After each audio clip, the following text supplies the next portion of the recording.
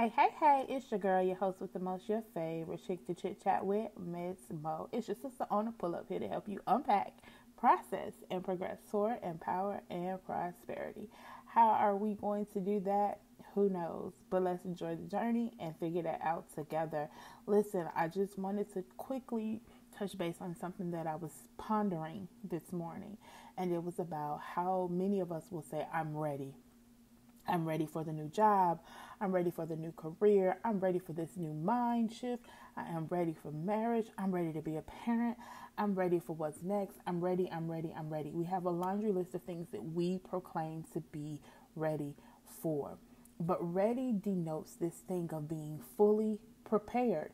As a matter of fact, the definition of ready, if you look it up, says in a suitable state for an activity, action, or situation, fully prepared. The other meaning is easily available or obtained within reach, right?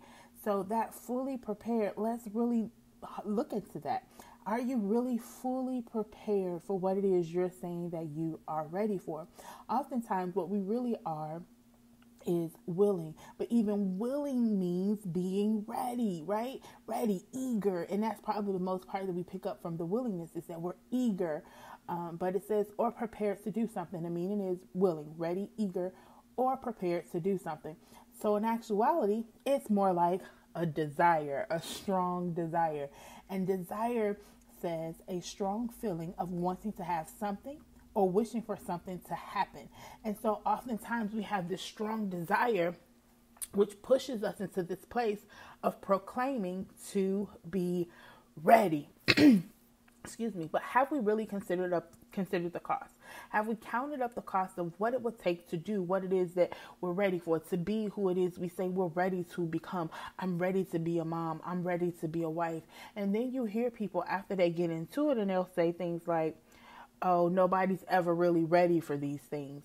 And so it begs the fact of maybe we have not been ready throughout time because we never took the time to prepare.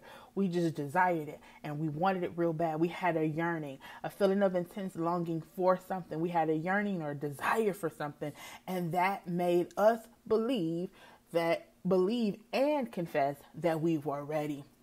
But we didn't prepare for it. We didn't take the time to do our due diligence and to determine what it even takes, what's required of us, and what all goes into these things. So today, I want us to just pause. I want us to be more mindful each and every day of the words we use. Why? Because when we're speaking, we're making confessions.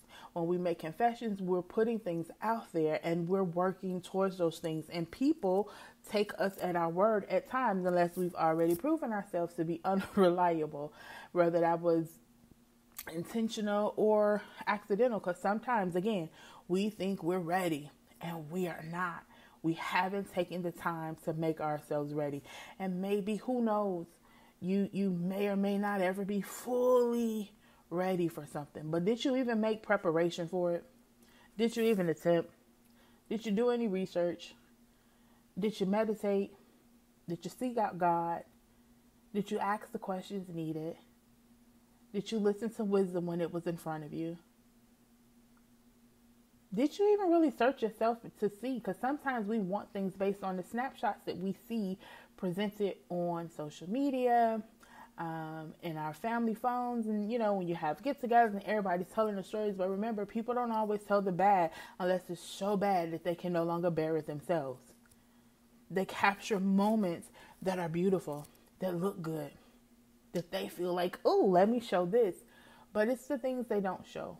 It's the things they don't share that we don't know that we need to prepare for. So if we be more honest in our sharing and in our testimonies and talking about it, like, oh, I want to be an entrepreneur. I'm ready to start my own business. But there is so much that goes into entrepreneurship that, yes, when people hit their $1 million and $1 billion or that $100,000 stats or whatever their goals were, their initial goals were, they will tell you about that. And they're excited about that. And you'll see those moments and they'll happen. And you're like, oh, well, if they can do it, clearly I can too. But what you don't know is the 10 years it took for them to get to that place. It may not have taken everybody 10 years. It may have taken them 2 or 3. But what went on in those 2, 3, 1, year or 6 months or whatever their timeline is. Some people's timeline is not the same because they did the work, they did the research before they even got started with the process of doing, right? They asked the right questions, they took the right courses and classes, but even that is still part of the process and part of their timeline.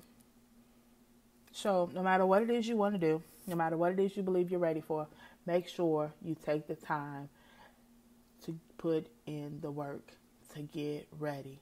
So let me correct that last statement.